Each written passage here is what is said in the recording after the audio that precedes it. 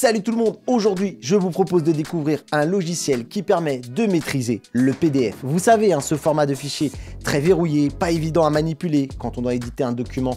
Et bien c'est là que UPDF vient faire sauter toutes les barrières pour vous permettre d'être aussi à l'aise avec ce type de fichier que si vous le seriez avec un document Word et Excel. Allez, voilà à quoi ressemble la page d'accueil de UPDF. En tout cas, ce que je peux vous dire, c'est qu'avec une seule licence, vous allez pouvoir travailler sur l'ensemble de vos appareils, qu'ils soient sous Windows, Mac, iOS et Android. J'ouvre mon fichier PDF et je voudrais mettre en avant tout de suite une fonctionnalité qui montre que UPDF est très généreux dans ses fonctionnalités.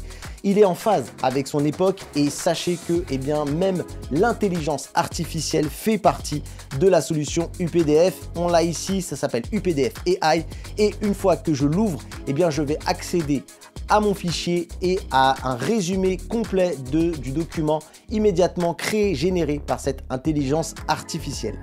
Et cette intelligence artificielle, vous vous en doutez, elle va nous permettre de travailler avec ce document. On va pouvoir le traduire, on va pouvoir le résumer comme je l'ai ici et on va pouvoir lui poser tout un tas de questions en termes d'informations qu'on aurait besoin de trouver à ce moment-là. Mais vous allez voir que ce terme n'est absolument pas galvaudé puisque on a une véritable IA qui est intégrée dans UPDF. Il suffit d'aller sur l'onglet discuter, je peux directement lui poser une petite question, par exemple, quelle est la taille de la tour Eiffel, qui n'est absolument pas contenu dans mon document et qui n'a même aucun rapport. Et regardez, bim, je pose la question et j'ai une réponse directement qui s'affiche.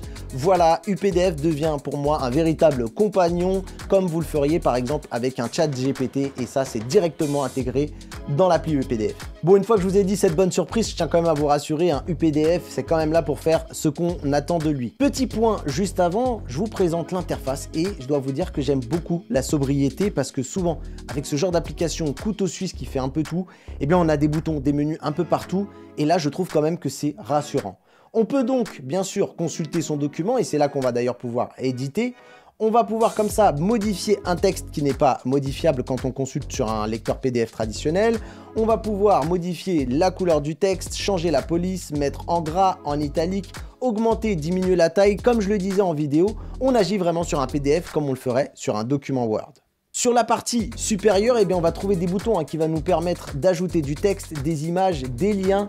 Dans la partie organisation, on va pouvoir faire comme c'est indiqué, c'est-à-dire réorganiser les pages selon ses besoins, ajouter une page, remplacer, extraire, les fractionner et faire des rotations si besoin.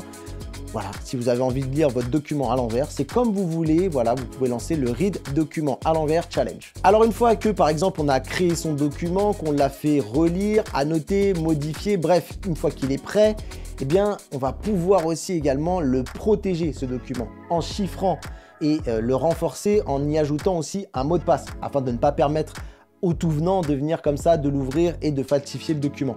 Et là, il existe aussi tout un tas de méthodes pour sécuriser un et même plusieurs pages du PDF, comme par exemple restreindre l'édition, interdire son impression et tout un tas de fonctionnalités. L'autre possibilité plutôt cool, c'est de pouvoir transformer n'importe quelle image ou document numérisé en un document PDF éditable grâce à la fonction OCR qui permet une reconnaissance des caractères et qui peut d'ailleurs gérer jusqu'à 38 langues. Comme vous vous en doutez, la version mobile, elle est capable d'utiliser votre caméra, celle du smartphone ou de votre tablette, pour pouvoir numériser un document et ensuite vous pouvez directement l'importer dans le PDF et pouvoir le modifier à votre guise. Et admettons, si c'est pas du tout d'un PDF dont vous avez besoin, pas besoin d'aller chercher une autre alternative car on peut exporter ce document sous une autre extension comme du Office, du texte, du CSV, du XML et même de l'image. Et du coup, après cette présentation, on peut juste se demander combien ça coûte tout ça.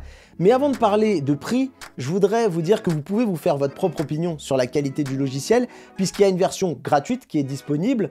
Comme vous vous en doutez, il y a des limitations, c'est-à-dire qu'on peut seulement éditer que 5 documents à la fois et il y aura un filigrane dessus. Après, si vous êtes convaincu, ce qui est cool, c'est qu'UPDF propose plusieurs formules. Vous avez la version UPDF Pro qui vous offre soit une licence annuelle ou carrément une licence à vie. On va trouver une autre version qui va inclure du coup UPDF Pro plus la fonctionnalité que je vous ai montré UPDF AI, avec donc une version soit annuelle de la licence ou même une version à vie. Et encore une fois, j'aime beaucoup la possibilité de pouvoir varier si on souhaite prendre un abonnement qui coûtera peut-être un peu moins cher mais qui sera renouvelé, ou carrément une licence totalement à vie. Mais avec UPDF, on a eu envie de vous gâter, donc sachez qu'il y a aussi une promotion qui vous attend en description ou en commentaire pour profiter pleinement de cet éditeur de PDF. En tout cas, je remercie grandement UPDF d'avoir sponsorisé cette vidéo et pour sa confiance. J'espère que cet éditeur pourra vous rendre service, n'hésitez pas à nous le dire en tout cas en bas dans les commentaires. UPDF sera ravi de l'apprendre aussi également. En tout cas, moi je vous dis à très vite, à très bientôt pour une prochaine vidéo. C'était Mathieu, restez connectés. Bye bye tout le monde.